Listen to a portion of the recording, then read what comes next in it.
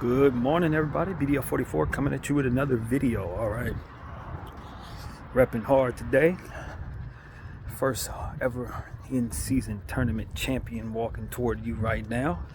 Feels pretty good to have that on our name as Laker fans. Obviously, it's not the championship, but it is something that, if we take it seriously, maybe we can carry it forward, and the league will go and take it even more so seriously going forward, and it can eventually be something historic rather than something that we're just kind of saying, well, you know, here and there. Obviously, people want to discredit it, saying that Adam Silver wanted the Lakers there.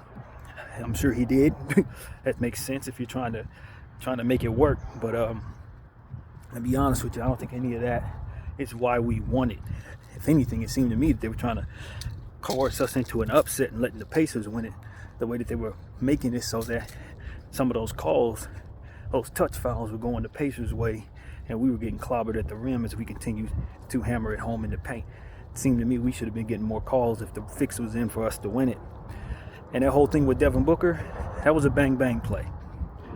And if you look and they slowed it down, you could see LeBron James turning to call a timeout while the ball was still in Austin's possession, not to mention that Austin was trying to sell a foul on the fact that Devin Booker had bumped him.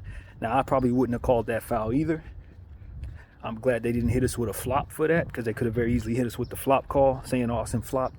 But the contact was there. I just didn't think it was necessary to call it in that situation. I wouldn't have wanted it called on the other end. However, heads up for LeBron James for getting that timeout off. And the rest is history. I really didn't acknowledge that night. It honestly didn't even cross my mind. I guess I was just only looking through Laker lens that night. But it was a big time play. It was controversial. And I could see where people would otherwise think that was the fix there, getting us as far as we got. But no, it was a bang bang play. If you know what a bang bang play is, that means something happens and then something else happens. You got to figure out as quickly as I say bang bang what sequence which took place. And in this case, LeBron James was able to be quick enough to call the timeout across the way from the play, and the referee who was closest to Bron saw him calling that and granted it to him right before Austin lost control of the basketball. So if you're gonna blame anybody, blame God, because the timing of such could have gone a different way if it would have been just a split hair second in another direction, but it wasn't. Bron was quick enough, the ref was quick enough, and the rest is history. So that's what I got to say about that play, since I didn't address it. But Anthony Davis, man, you know, when we talk about this game didn't count in regards to the stats, and even if you look on your fantasy team, I looked up on Flea Flicker for my fantasy squads and realized all the teams that I had Anthony on did not credit him with the 100 or whatever points would have been given if this counted. I'm not very happy about that when it comes to fantasy basketball. That should not be something that we're getting docked for. It's not a playoff game. But nevertheless, it didn't count. But what it does count toward is championship, NBA in-season championship stats. That's a real thing. And so as you go forward looking at players who do all-time stuff, you will remember that the first championship game, Anthony Davis had an awesome stat line. You will know that he set a precedent for NBA championships, of in-season tournament championships, that is likely not going to be broken next year or the year after that or the year after that, or maybe even 25, 30 years from now. You know, when a guy gets a 40-20 with 4 blocks and 5 assists, that's a historic line in your very first in-season championship game, for which stats from that game will forever be recorded. So that means you only got one try to top what Anthony Davis did that day. You got one try. And for that, our team should be very proud. Our players should be very proud. And people got to start putting respect on Anthony Davis's name in a different way. I said this before the game yesterday, that I wasn't unhappy with Anthony Davis. I made a video last week or the week before that, prior to, telling y'all I wasn't unhappy with Anthony Davis. And maybe he's not the most consistent scorer, but he's arguably the best rebounder in the game, arguably the best defender in the game, all in one human being. You don't get to see that very often, where the best rebounder and the best defender is the same guy. And if he is that guy, he's damn sure not capable of putting up 40 points in a game and getting 5 assists in that game. What you have there is an all-time great who a lot of people don't know how to assess properly, because they want him, because they've seen him score 60 points or 53 points, 58 points, 57 points. And the greatness of his ability to score has been on display for over 10 years in pockets at a time, where he goes all the way up. And he knows that he can go all the way up, but there are certain aspects of his game that are not going to show you that his stats were crazy. He's not going to always play like that. And maybe some games he don't play his best, and we can get on him for that. Nobody's calling him the greatest player of all time. He's not a perfect player. But his level of greatness isn't often given the credit it deserves when you consider just what he brings to the table. Defensively, on the boards, with his length and ability to score easy buckets, and the domination that he provides a guy like LeBron James in the areas where LeBron James needs support, Anthony Davis helps indeed. And that's what we saw yesterday. LeBron James set the tone by driving at the basket and putting bully ball as the forefront of what we were doing, scoring in the paint, attacking the Pacers, for which they don't necessarily have strength for. Their strength is to run teams off the three-point line. We don't want to take threes. We don't attempt threes damn near at all. And when we do, we don't shoot that great of a percentage most of the time. And we still manage to win some of those games because we attack on the inside. We discovered that about ourselves when Russell was on the team, that we wanted that identity, and we've kept it. And so now that we're in a space where we play a game against a team that wants to run us off the three-point line, do you think we really have problems with them? No, we ain't got no problems with you. Where your defensive strength is where we ultimately care not to even try to do anything to you. That strength is rendered useless against the Lakers. You need to get good at what you're not good at, trying to beat us defensively. And on the other end, well, we did some things to Tyrese Halliburton that he hadn't had done very often. Forced him into 3 turnovers, and we know how good he is at that. He doesn't turn the ball over basically at all. One of the best players in the league, maybe one of the best players of all time, in taking care of the basketball while still getting ample assists off and ample scoring. He still had 20 and 11 on high efficiency. Tyrese Halliburton, if he continues on this pace, could be your MVP, to be completely honest with you. But we were able to stifle him. We were able to stifle him for his standards and his team standards. We kept them under 110 points, and people were arguing this is the best offense the game has ever seen. Statistically, through 25 games, the Pacers are on pace to be the greatest offense to ever play. Which I think is scared by the fact that they hadn't seen certain people like us and Minnesota and some of the better defenses in the league. But nevertheless, they're on pace, and you got to give respect to that. Tyrese Halliburton's playing historic basketball. I think he could be your next Chris Paul level point guard, to be honest with you. I do think that he's on that pace to be a historically great point guard. And he's going to have to deal with us if he's ever going to try to consider himself to be a part of the greatest offense. You got to be able to overcome a defense like the LA Lakers, who has all kinds of length and all types of basketball IQ. When you consider LeBron James and what we were doing in regards to basketball IQ, how they mic'd him up and he showed him coaching AD into barreling into Miles Turner's chest and taking away his length and his height by doing so. And you see AD follow through and do that. I mean, that's what teams are up against. Not just the schemes of the team and Darvin Ham and our coaching staff, but the schemes of LeBron James in real time, when he knows exactly what to do against their best player, when he knows exactly how to attack your players and put them in positions to be uncomfortable on the basketball floor, and other guys follow suit. It's just a very, very talented individual we got there in LeBron James. And Anthony Davis People are saying Anthony Davis has yet to take the reins from LeBron, pass the torch. Has not been, something that Anthony Davis has been ready to receive from Bron or what have you. But to be honest with you, they just do different things. And the dominance of Anthony Davis and the dominance of LeBron James can appear at the same time. And you saw that yesterday. You can have a game where LeBron James goes for 38,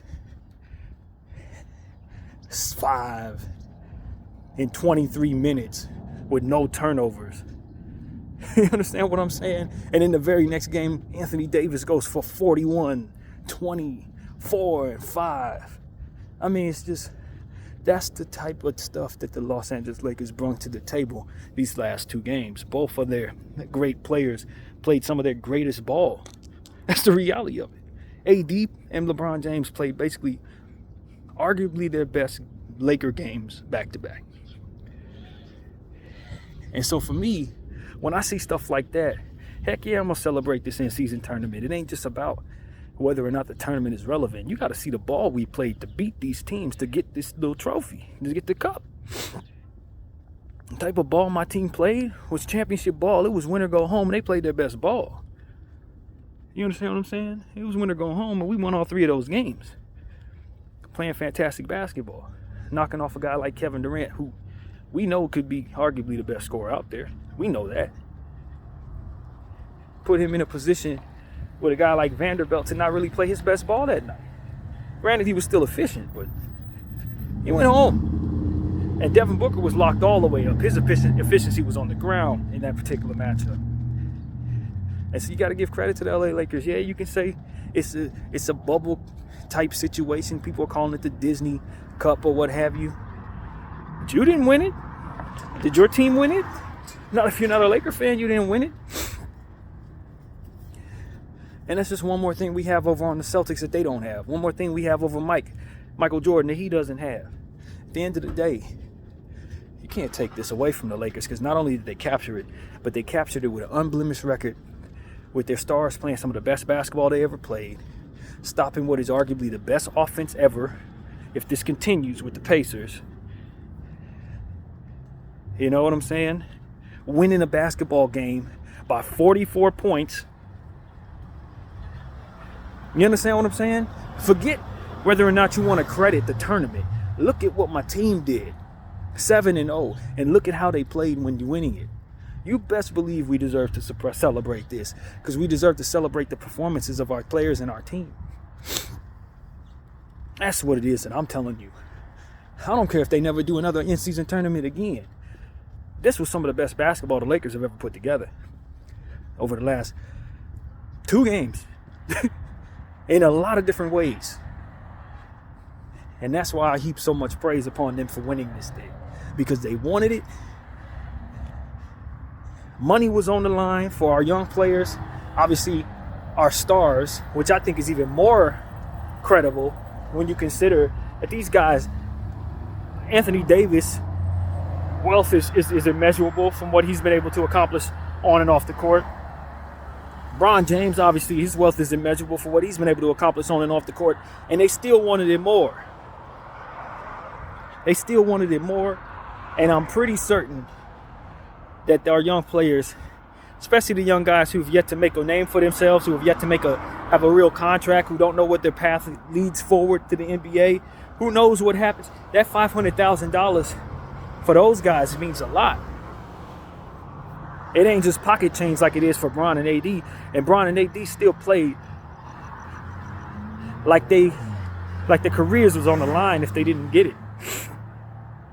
And that shows me a certain character that I've been waiting to see from the Los Angeles Lakers since the bubble. There's been many years as a Laker fan, I tell you the truth, it's been many years as a Laker fan where I legitimately thought that my team didn't have killer instinct, even though we had hellified talent, including years where we had the great Kobe Bryant on the team. He had killer instinct, but the squad identity didn't have killer instinct. I'm telling you that this Los Angeles Laker team 2023-2024, for all the flaws that we saw when we were missing like 5 and 6 players and we thought we knew what our team was and we didn't, for all of the issues that we may have had offensively, particularly against a game where we had under 35% from the field and 35% from the three against the Suns, when we didn't shoot very well but defended excellent. For all of that, I'm here to tell you that this team has killer instinct. This particular Los Angeles Laker unit, if we don't make any trades at all of any kind, the identity remains who it is as we have on the floor right now. These guys have a killer instinct that wants to take from you all you got. And that is what I've been waiting to see from every Laker team. And they've had Laker teams that have won the championship that I don't think were as killer as this particular team. It's just something about that spirit, about this team that allows you to understand, yeah, they're flawed in some areas, and we've pointed them out. And I encourage you to watch some of my old Laker videos where we pointed out those flaws, so this could be just as loud as that. This team has killer instinct. This team has proven that it wants to take from you your basketball will.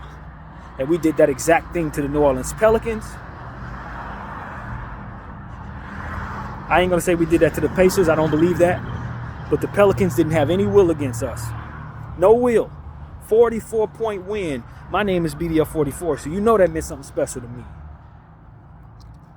I'll tell you right now, man, I'm proud of this team. I don't think that we've won the NBA championship. I'm not sitting here saying that we're going to win the NBA championship. I'm just telling you that the elements of what it takes to win an NBA championship were on display in this tournament.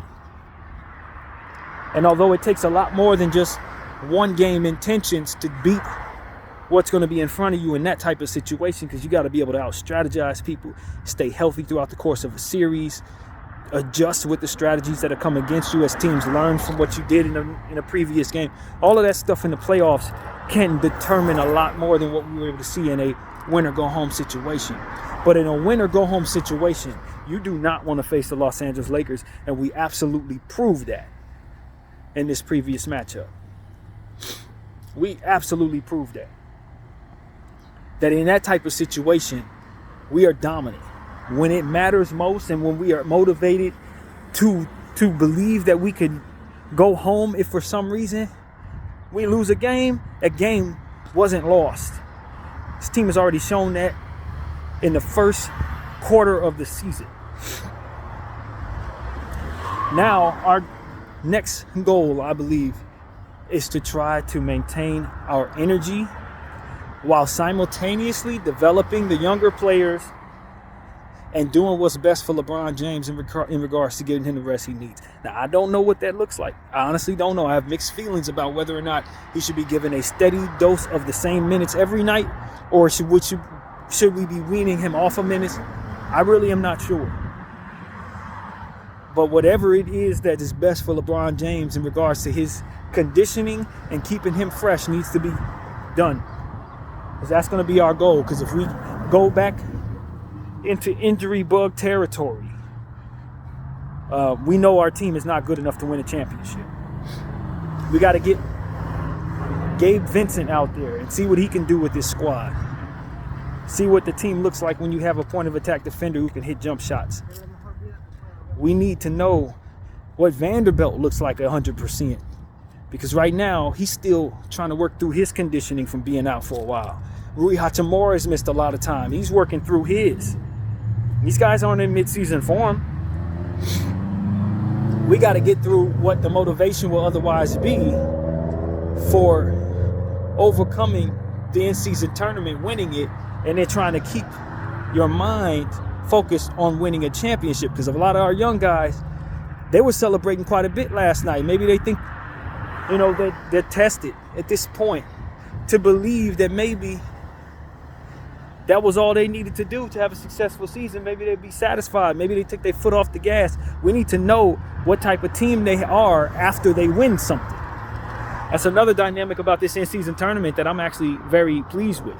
Now we got to go up against the teams we beat in the in-season tournament, having data from seeing us play our best ball, having data from knowing who we are in pressure situations. We had to show our best where other teams may not have been able to. And that's going to put a target on our back that I think brings a different strategy to going up against us come playoff time. But all in all, this Los Angeles Lakers team has proven that if their game plan is on tight, they can execute that game plan and win the basketball game of a Game 7 magnitude. And my friends, that's exactly what you want to see from your LA Lakers. When you have LeBron James in year 21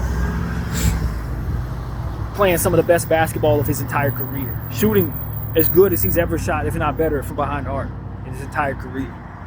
You want to know that your team has killer instinct, that they can play defense, and that ultimately they can hold up throughout the course of the season. Now that latter part is where we're going to have to win. But I'm telling you right now, we've already seen that we can remain above 500 missing half of our team. Granted, our stars were healthy, which is a huge part of that. Huge part of that. And that's going to be the hope for us, is to keep them healthy. Keep them healthy. Because our role players are fantastic in their roles, but we don't want them to have to make up for Bron or AD. Bron has missed one game, AD has missed one game.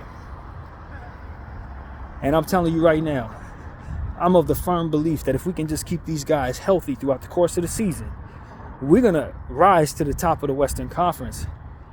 Because the competition in the West is very strong, but it's not as strong as we just displayed in this previous last couple of games. It's not. I'm just going to be honest with you. I think we would have beat every team in this league. Against the Pelicans that day, with the intensity we brought to that game, we would have beat every team in the league. Defensively, the way we've played since we played the Rockets, when getting Vando back and getting Rui back and getting Cam back. Since becoming healthy, it's become very clear to me that we are by far the most capable defensive team in the league.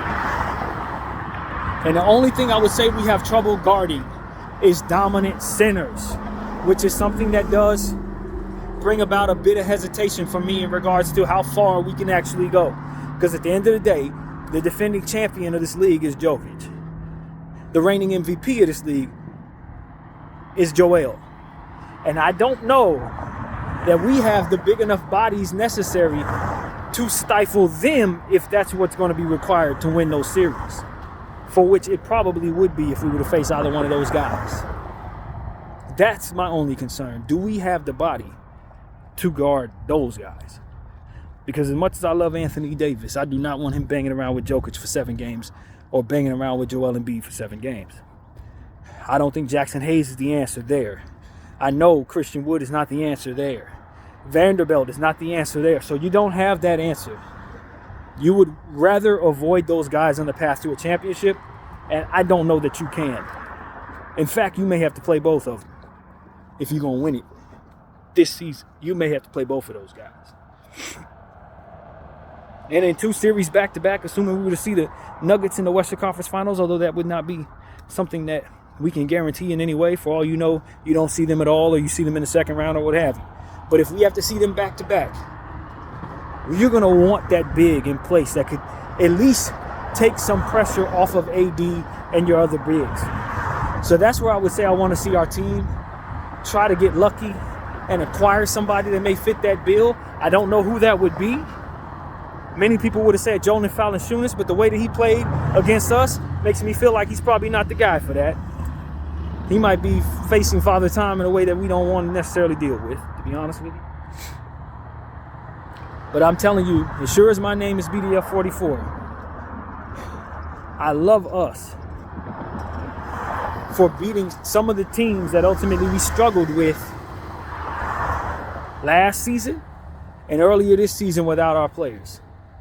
I don't know that De'Aaron Fox can kill us the way he's been killing us if Vando's out there. I don't know that. We need to see that. And that's one of the teams that I think we've had a lot of trouble with over the last couple of years, trying to deal with the Sacramento Kings and some of those athletic, guards that are out there attacking. Guys like Ja Morant, they usually eat our lunch pretty good. But now that we got a guy by the name of Cam Reddish in the fold, with his confidence on, and we understand and we're confident he can defend people, a guy like Max Christie is in real rotation, for which I would have had him last year in rotation. But he's ready more so now. I saw Max make a fantastic bounce pass play into the paint It's one of my biggest concerns about him is his passing. In fact, it is my biggest concern about Max, but he's starting to grow slowly but surely to making better plays. He made some bad ones yesterday, but he's growing. You insert a big guard like Jalen Hood-Schifino, who can be a real point guard for the team, which is why I want us to continue to use him because of his size, his defensive IQ, and ultimately his playmaking IQ is something that can eventually assist AD and Bron on the basketball floor, especially if he can become confident shooting the ball. His mid-range game is something that comes natural to him, which we're going to be a lot of Laker fans are going to be very surprised about how much he attacks from the mid-range. I think as he develops fully, as he becomes who he's going to be shooting mid-range shots like a lot of people shoot layups. At the efficiency that they shoot layups, he's going to be able to hit mid-range shots. And everything he doesn't do from the mid-range, he's going to attack from the lane, into the lane, shoot some threes here and there, but the majority of everything else, he's going to be using his passing ability to create space for other aspects of his game. I already know Jalen Hood-Schifino's game to a degree, and when it develops fully, it can be something that's going to be very, very useful to our basketball club, especially with him being 6'6". He's only going to get stronger. He's going to be somebody who can guard bigger guards too. Maybe even grow a little bit of height from here since he's only 20 years old. So it's a lot of things that we have, elements to our game that are going to be exciting. Our two-way guys like Demoy Hodge, when he fully develops, he's going to be a fantastic defensive player, catch and shoot guy, getting a lot of steals, sneaky dude, sort of like we see TJ McConnell and, guys like Cam Reddish, guys like Patrick Beverly. That's what I think Demoy Hodge is going to turn into. He's a hell of a steals guy, hell of a defensive player. And he can catch and shoot when he's right. Very streaky right now, very raw right now. But that is an asset on the NBA floor a couple years from now. So these are guys I want to see get minutes, man. Fudge, long defender, uber athletic, going to electrify the crowd, dunking the ball, catching lobs. He's going to be a monster one day. It's going to be very difficult to deal with when he fully blooms. Colin Castleton, fantastic offensive rebounder, passer, somebody who can start to break himself at 6'10", 6'11 feet, 7 feet rather, or whatever it is. A guy that you think you can rely upon as he continues to get stronger. Somebody who's going to continue to push that break for sure. These are players that we picked up are real assets, man.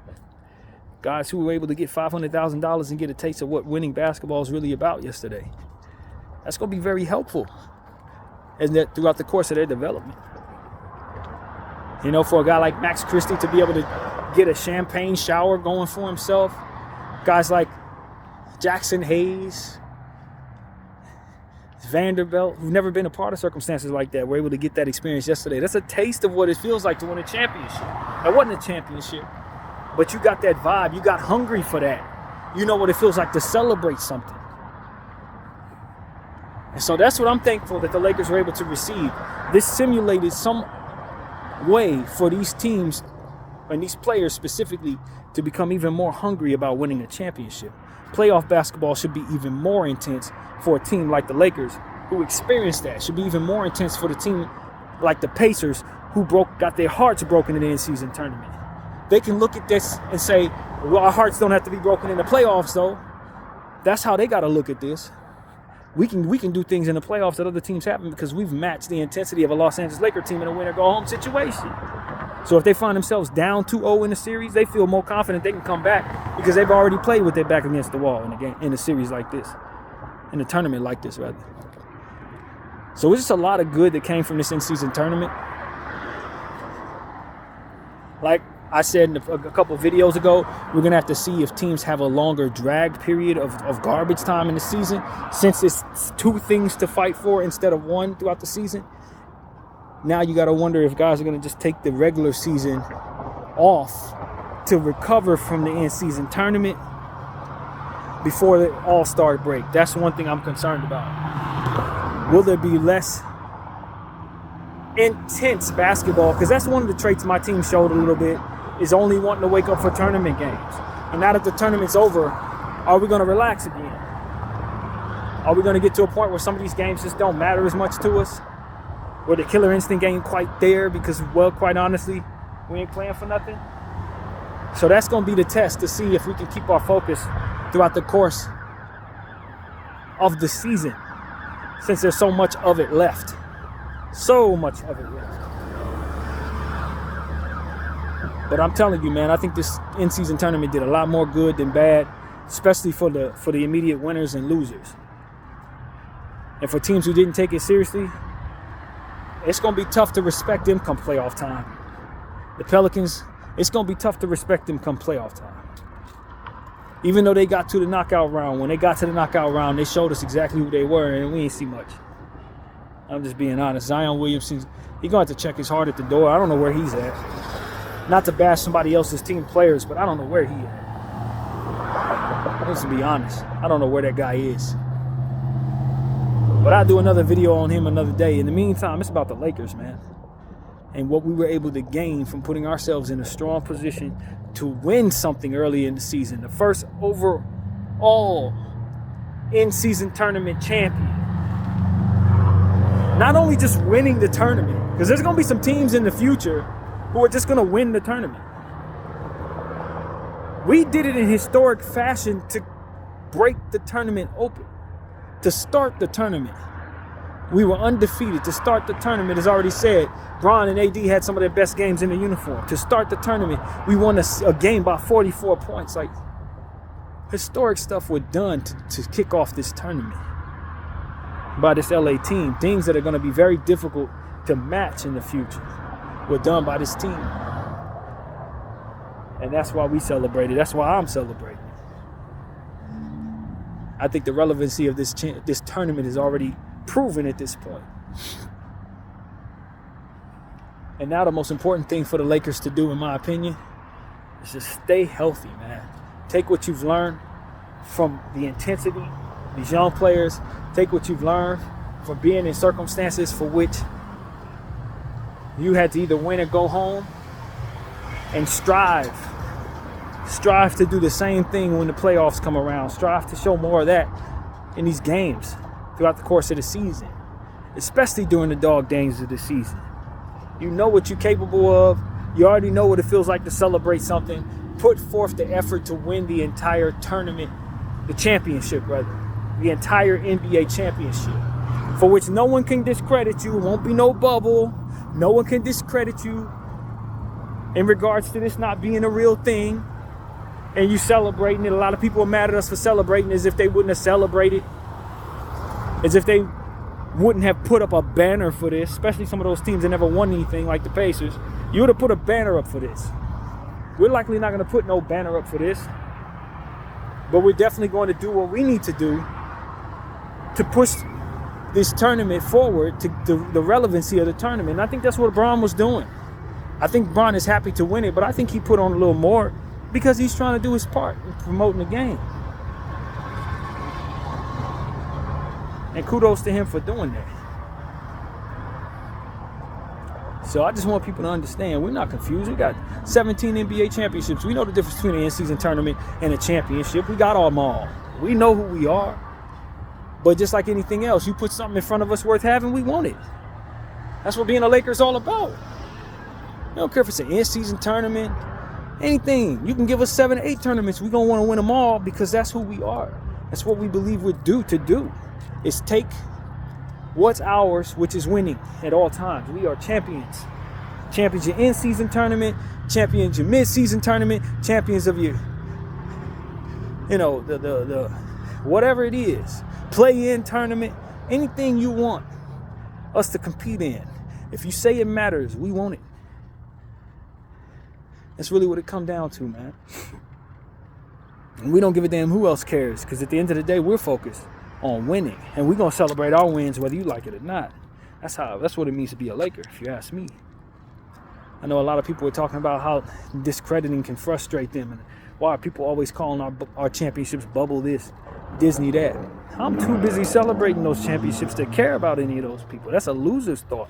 They gotta figure out how they want to feel about something they didn't win.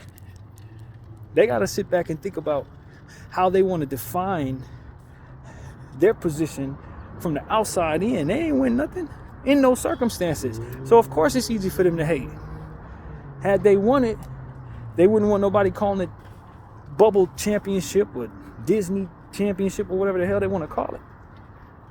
They would have wanted it credited. They would have won a banner for it. They would have been talking all year long and all of this. But the perspective they were given as a reality was that of a losers, because we were the one who won it. And that's really what it comes down to. So no, I don't care what a loser thinks. Because a loser's in pain. Why? Because we put them in that. And let's let that be what we think about when we consider our 2020 championship and this in-season tournament championship. A loser's in pain because we put him in that.